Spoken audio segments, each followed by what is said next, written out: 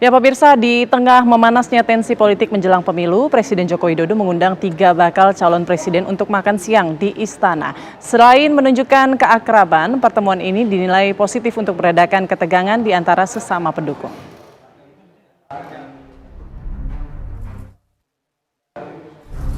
Presiden Joko Widodo mengajak 3 kandidat calon presiden untuk makan siang bersama di Istana Merdeka, Jakarta pada Senin siang. Ketiga bakal capres yakni Anies Baswedan, Ganjar Pranowo, dan Prabowo Subianto tampak hadir bersama di Istana Merdeka sekitar pukul 12:30 siang. Setibanya di istana, ketiga kandidat capres ini langsung diajak Presiden untuk memasuki Istana Merdeka untuk menuju ruang makan. Di dalam ruang makan tersebut, ketiga baca pres bersama Presiden tampak duduk bersama di meja bundar sebelum menyantap makan siang. Meski hanya makan siang biasa, pertemuan ini dinilai positif dan bisa menurunkan tensi politik menjelang pemilihan presiden pada Februari mendatang. Sebagai budaya kita, biasanya kalau ada pertemuan hubungan kekeluargaan, memang ada acara makan siang, tetapi bukan makan siang yang jadi utama, tetapi makan siang menunjukkan keakraban satu dengan yang lain, sehingga komunikasi pembicaraan yang dilakukan bisa dari hati ke hati dan terbuka satu dengan yang lain. Oleh karena itu saya melihat, karena yang diundang ini adalah para calon presiden kita, 3 kandidat, saya kira mereka tidak lepas dari perbincangan tentang pelaksanaan Pilpres yang akan datang. Hingga saat ini Presiden Joko Widodo masih belum memutuskan sikap untuk mendukung salah satu kandidat capres. Padahal PDI Perjuangan selaku partai asal Presiden telah mengusung Ganjar Pranowo. Sementara Prabowo Subianto justru menggandeng putra Presiden Gibran Raka Buming Raka menjadi bakal calon wakil presiden. Dari Jakarta, tim TV One mengabarkan.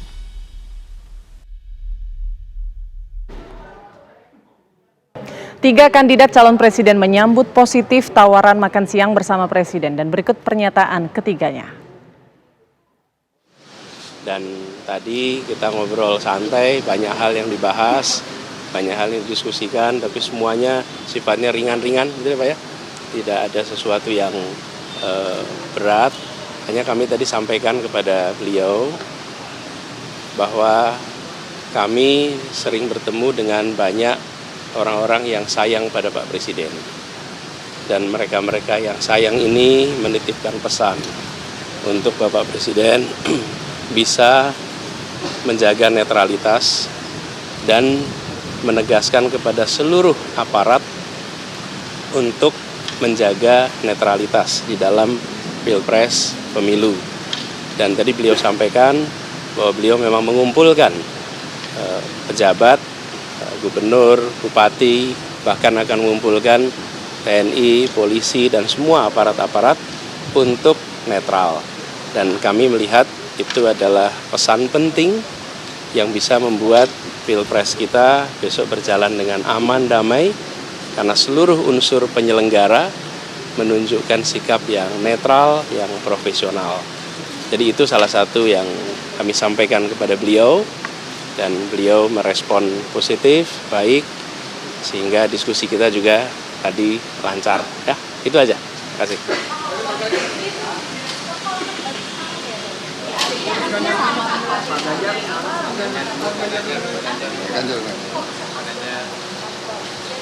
Ayo, kenapa kita batikan ya? Ya, tadi ada yang nanya tadi kenapa kok pakai batik semua? Ya kebetulan gitu aja, kebetulan. Ini nggak janjian ya Pak ya kita? Nggak janjian. Ya, artinya kita orang Indonesia yang cinta produk Indonesia. Itu aja. Jadi teman-teman terima kasih ya. Tadi kita setelah bertiga bareng ngobrol sama Pak Presiden, kita tahu persis Pak Presiden mencoba untuk kita selalu bisa berkomunikasi dengan baik, dan beliau orang baik.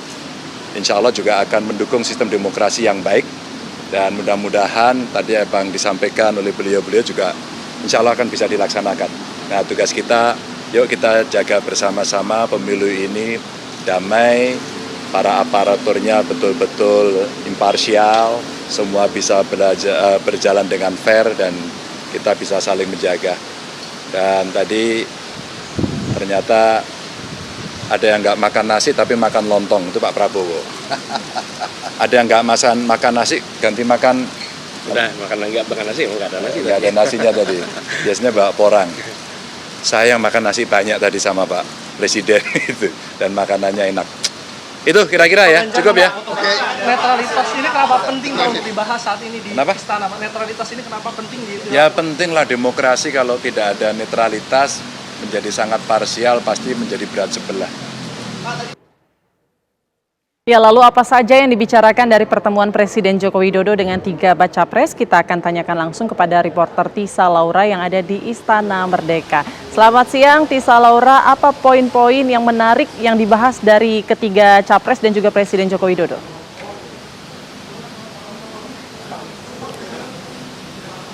Ya, Putri Windasari dan juga pemirsa, poin-poin penting yang dibahas pada makan siang yang dilaksanakan oleh Presiden Joko Widodo bersama 3 calon penerusnya, yaitu 3 calon Presiden Republik Indonesia, adalah tentang bagaimana komitmen Presiden Joko Widodo dalam menjaga dan menjamin netralitas serta keamanan pemilu 2024 nantinya. Adapun makan siang ini selesai pada pukul 12.40 waktu Indonesia Barat.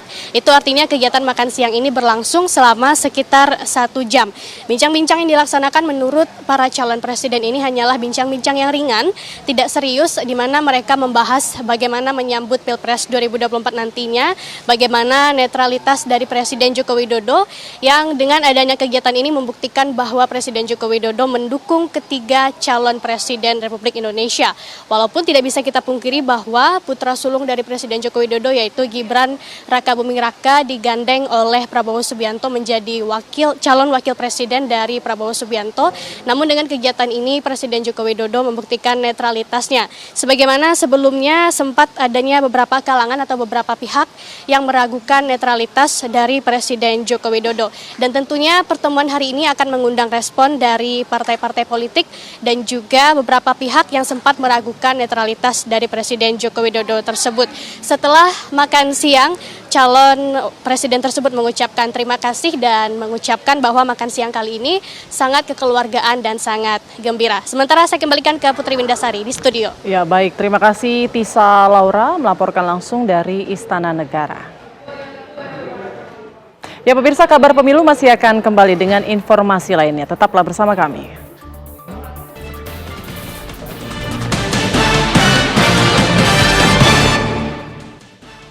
Fenomena membludaknya massa pendukung saat menghadiri acara Anies Baswedan dan Muhaimin Iskandar kembali berlanjut. Kemarin massa pendukung pasangan Amin ini membludak saat menghadiri Jalan Sehat di Jember, Jawa Timur.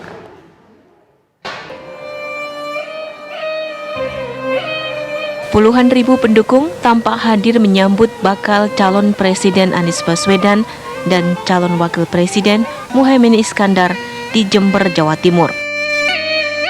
Massa pendukung ini tampak telah hadir sejak pukul 6 pagi untuk menghadiri Jalan Sehat Santri Sarungan bersama pasangan Amin. Dalam orasinya, Anies Baswedan dan Muhaimin Iskandar kembali menggaungkan agenda perubahan untuk Indonesia yang lebih baik.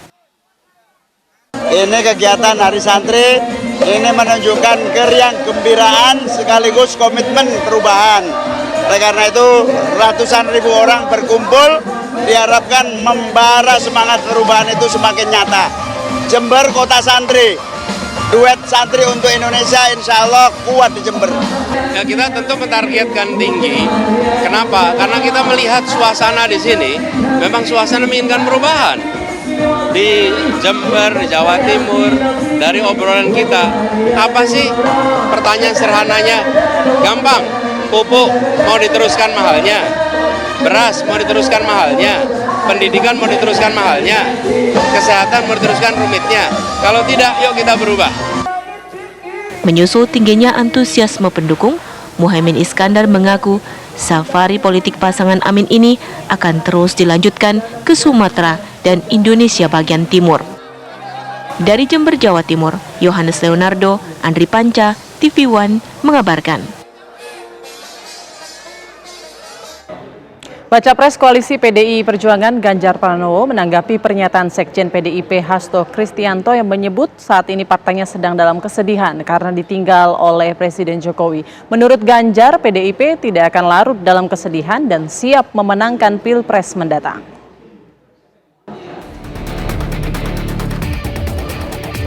Sekretaris Jenderal PDI Perjuangan Hasto Kristianto mengatakan bahwa PDI Perjuangan sedih dan luka hati karena Presiden Joko Widodo atau Jokowi yang merupakan kader PDI Perjuangan dinilai telah meninggalkannya. Padahal PDI Perjuangan mengaku selama ini telah memberikan keistimewaan kepada Joko Widodo. Baca Pres Koalisi PDI Perjuangan Ganjar Pranowo menanggapi pernyataan Sekjen PDIP Hasto Kristianto. Menurut Ganjar, PDI Perjuangan tidak akan larut dalam kesedihan dan siap memenangkan Pilpres mendatang. Kesedihan itu pasti ada, tapi kita nggak akan cengeng. Banteng nggak cengeng. Banteng ketaton itu langsung bergerak. Gitu. Jadi kita tidak dalam romantisme kesedihan, tapi kita harus berjuang. PDI Perjuangan itu waktu PDI juga dihajar habis-habisan, dibakar itu. Bahkan ada yang mati kok. Jangan lupa dengan kuda tuli loh ya, dan kita coba fight terus. Kita nggak cengeng dengan segala yang terjadi. Dan sampai detik ini, saya tetap menghormati Pak Jokowi, saya menghormati Mas Gibran sebagai sebuah pilihan-pilihan politik. Ganjar Pranowo juga mengaku tidak akan berlarut dalam romantisme kesedihan dan justru akan semakin semangat untuk bertarung habis-habisan untuk memenangkan pemilu 2024. Tim TV One mengabarkan. Menteri Pertahanan Prabowo Subianto meresmikan sumur-sumur bor air bersih di berbagai titik yang berpusat di Banyumas, Jawa Tengah. Program titik air bersih tersebut merupakan program Menteri Pertahanan Prabowo Subianto untuk mengatasi krisis air di Indonesia.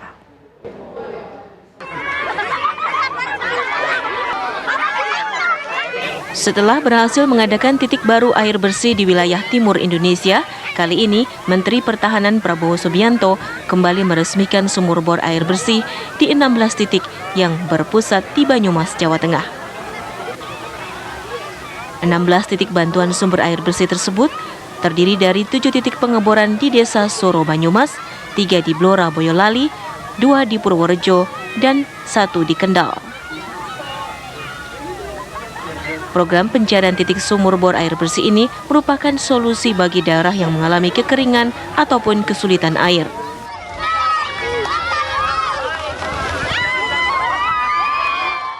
Bahagia dapat kehormatan bisa berada di Desa Suro, Kabupaten Banyumas, dan sekaligus meresmikan 16 titik air, di mana air tersebut itu sangat dibutuhkan oleh rakyat. Sampai saat ini, Prabowo Subianto melalui Kementerian Pertahanan telah berhasil membantu pembuatan 108 titik sumur bor di berbagai daerah. Selanjutnya, target sampai akhir tahun 2023 ini akan mencapai 200 titik lokasi yang terdapat sumur bor air bersih dari Kementerian Pertahanan. Dari Banyumas, Jawa Tengah, Fatimah Albar, Junaidi Saifuddin, TV One mengabarkan. Selain bakal calon presiden, waktu libur juga dimanfaatkan oleh para bakal calon wakil presiden. Muhaimin Iskandar tampak melakukan safari politik di Jember, sementara Gibran Rakabuming Raka menyapa para pendukungnya di Wonosobo.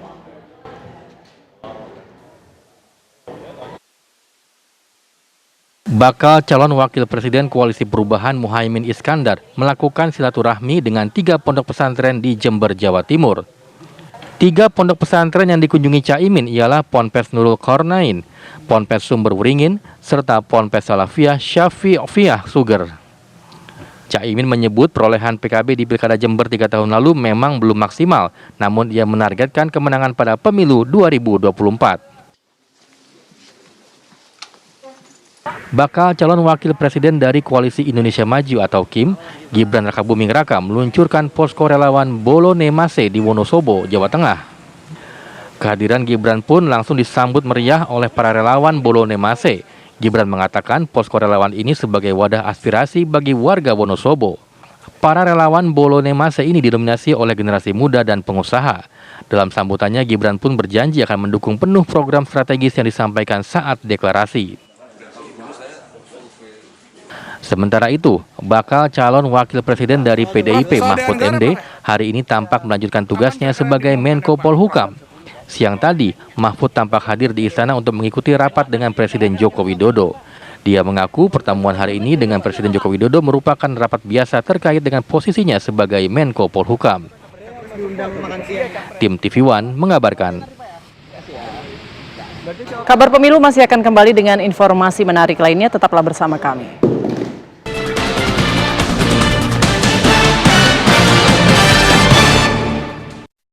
Berbagai manuver terus dilakukan para relawan untuk memperkenalkan calon presiden pilihannya. Selain deklarasi, ajang pelatihan juga dimanfaatkan para relawan untuk sosialisasi capres.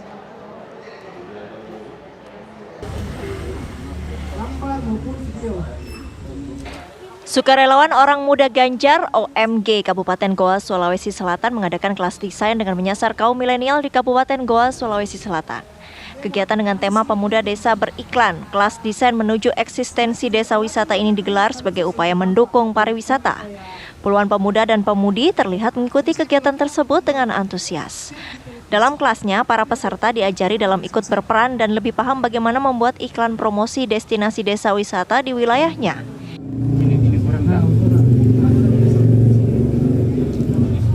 Relawan perempuan Amin atau Anis Mohaimin mendatangi kampung Kusta di Dusun Lerang-Lerang, Desa Abung Pengeng, Kecamatan Cina, Kabupaten Bone, Sulawesi Selatan.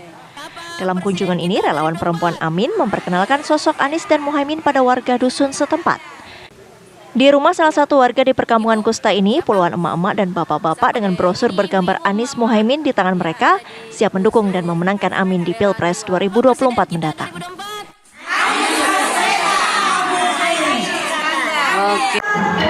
Pengurus Golkar Imogiri Bantul Yogyakarta menggelar lomba gejok lesung di Geraha GPC Imogiri Bantul DIY. Selain untuk melestarikan seni gejok lesung, kegiatan ini juga dimanfaatkan untuk mendekatkan pasangan Prabowo Gibran pada warga desa. Lomba seni musik tradisional gejok lesung ini diikuti 24 kelompok seni gejok lesung yang ada di Bantul. Tim TV One mengabarkan. Pulau Jawa masih menjadi lumbung suara terbesar untuk diperebutkan di Pilpres 2024. Masing-masing pasangan capres-cawapres yang akan berlaga ramai-ramai menjalankan strategi menarik simpati para pemilih. Lantas, siapakah pasangan calon yang akan menguasai pemilih Pulau Jawa di Pilpres 2024?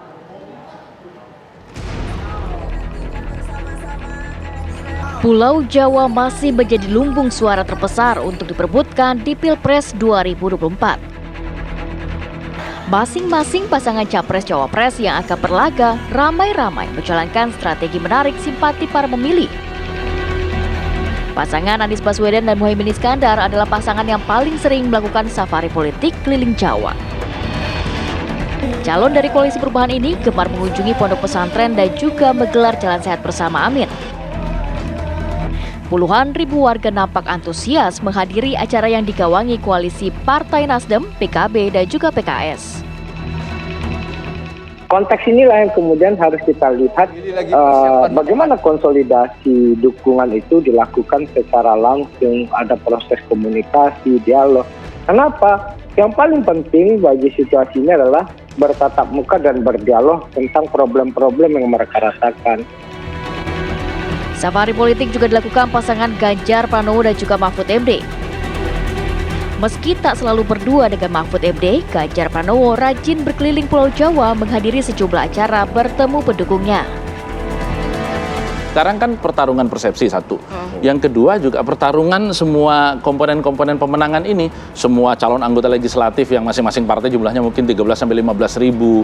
Kemudian bagaimana kepala-kepala daerah yang sekarang ini juga masih menjabat ketua-ketua DPD di dalam melakukan pengorganisasian. Dan juga sekali lagi persoalan yang kemarin mencederai rasa keadilan kita dari putusan Mahkamah Konstitusi itu masih menggelayuti. Semalam saya berbicara dengan orang-orang yang tinggal di pinggir Kali Klawi di Purbalingga. Itu betul-betul walah masa begini ya caranya.